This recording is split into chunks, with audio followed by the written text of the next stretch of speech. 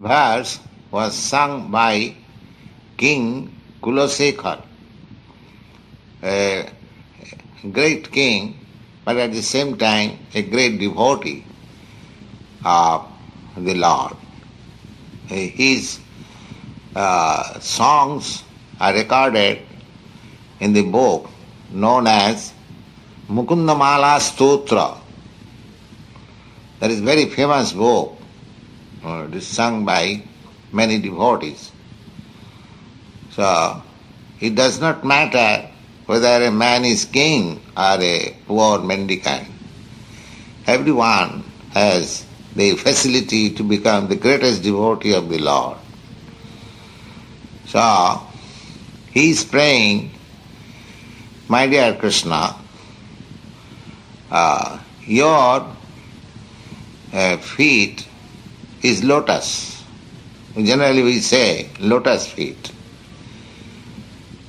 But where the lotus flower is there, the white swan, they come to the lotus flower and try to play with the stem.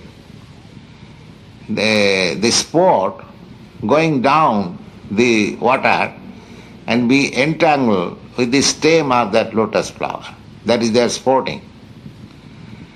So, King Kulashekara is praying that let the swan of my mind be immediately entered into the network of the stem of your lotus feet.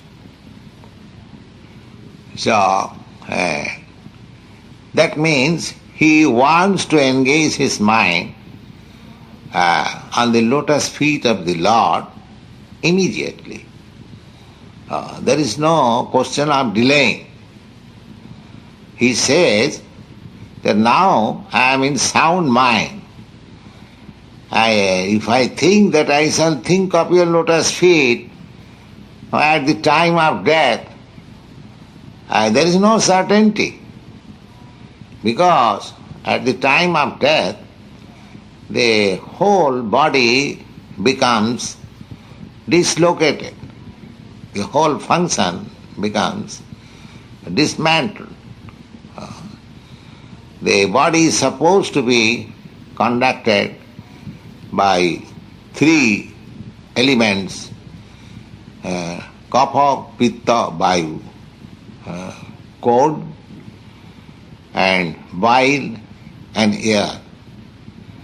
So, when these three elements work simultaneously, there is no disease in the body.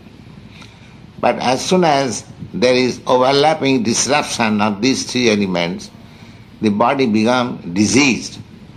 And when it is not possible to bring them again in their regulative principle, a man dies. That is the verdict of Ayurveda Shastra. So death takes place when these three elements become overlapped with one another. And the symptom is that there is a sound on the throat which is called ghar ghar. That means the patient cannot speak, the throat is choked up and he becomes suffocated and dies. This is the last stage symptom of this body. So, King Kulashekara says that I cannot wait up to that time when everything will be topsy-turvy. Now my mind is sound.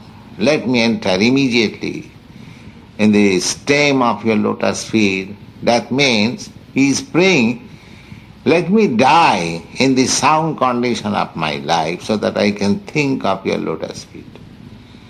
In other words, he is giving us lessons that if we do not practice to engage our mind on the lotus feet of Krishna, when our mind is sound, how it is possible to think of him at the time of death.